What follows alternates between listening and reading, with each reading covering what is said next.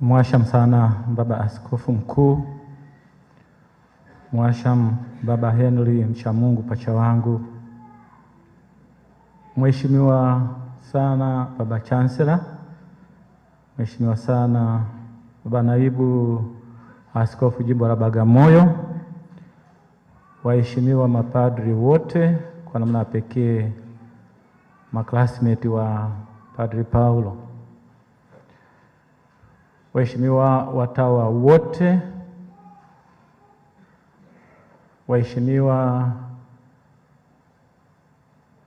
waumini wote, kwa namna pekee waumini wale ambao Padri Paulo aliwahudumia katika parokia zilizotajwa, na namna pekee hasa parokia ya mwisho aliyoihudumia, parokia Mtakatifu Ambrosi IPTL.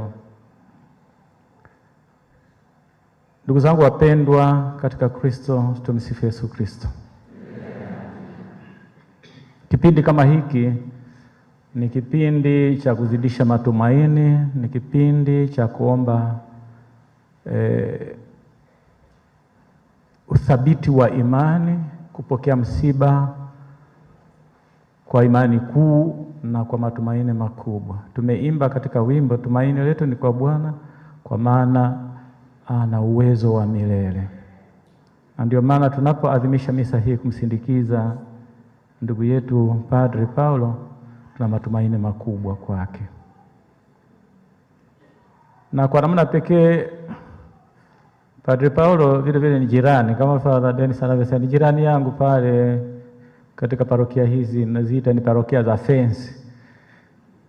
Yuko karibu, alikuwa pale, nimewasiliana naye mara nyingi. Lakini kwa namna pekee ni mtu aliyependa sana umoja na aliyeheshimu sana urika wa upadre.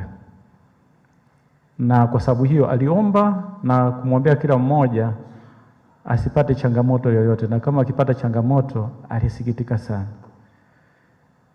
Na linakuwa ni fundisho kwetu sisi sote tunaobaki, tudumishe umoja katika urika wetu, tusaidiane, tuongozane, tuombeane, tukosoane kwa upendo, ili katika utumishi wetu tufanye vizuri. Tumwenzi kwa namna pekee katika yote yaliyotajwa. Tutamkumbuka kwa haya na haya. Na katika kumwenzi ni kuishi na kuweza kuyadumisha hayo. Tunaongelea kifo, lakini vile tunaongelea kutokufa.